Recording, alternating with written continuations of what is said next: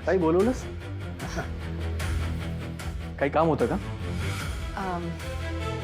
केदार, गेल्या काही दिवसात घरात काय चाललंय हे तुला चांगलंच माहिती आहे.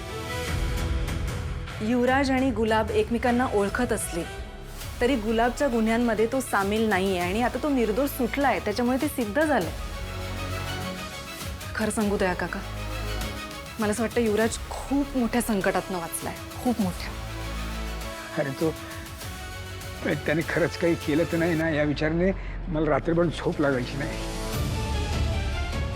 पण आता त्याची निर्दोष म्हणून सुटका झाली हे ऐकल्यावर मनावरचं खूप मोठं ओझं हलकं झाल्यासारखं वाटतंय. तुला सुद्धा भाऊ म्हणून ही गोष्ट सुखावणारीच असेल नाही का? ऑफकोर्स. बाबा, बाप म्हणून तुम्हाला आनंद होणं साहजिक आहे, पण एक गुन्हेगार अशा पद्धतीने सुटला या गोष्टीचा त्रास मला नक्कीच होणार.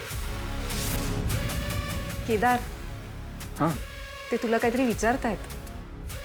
हो, पण मला का बोलवलंय? केदार, मला असं वाटतं युवराज दोषी नाहीये याची बातमी आपण करायला हवी.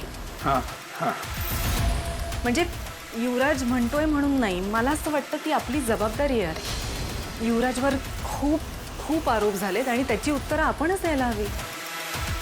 हे बघ, युवराजचे आणि गुलाबचे संबंध होते हे आपण सगळ्यांना सांगितले, पण संबंध असूनही तो दोषी नव्हता हे आपणच जगाला सांगायला हवं ना, जेणेकरून जामखंडेसारख्या लोकांची तोंड बंद होतील. हां आणि केदार, आपला भाऊ गुन्हेगार नाहीये हे आपणच जगाला सांगायला हवं ना. आणि आम्हा दोघांची अशी इच्छा आहे की हे काम फक्त तू करावंस. हाँ, क्या हुआ? मोठा गेम झालाय.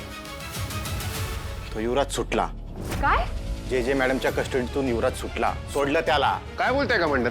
नाही बसत आहे ना विश्वास, माझा पण नाही बसला. 10 फोन केले, 100 प्रश्न विचारले, पण सगळीकडून एवढंच कळलं की जे मॅडमने युवराज खांडेकरला सोडला. असं कसं सोडला? म्हणजे वरून काही प्रेशर होतं का? किंवा कौशिकी मॅडमनी काही ओळख दाखवली का, त्याच्यामुळे सुटलाय का तो? काहीच आयडिया नाहीये. ये जो कुछ भी हुआ है ना, ये सब गलत है.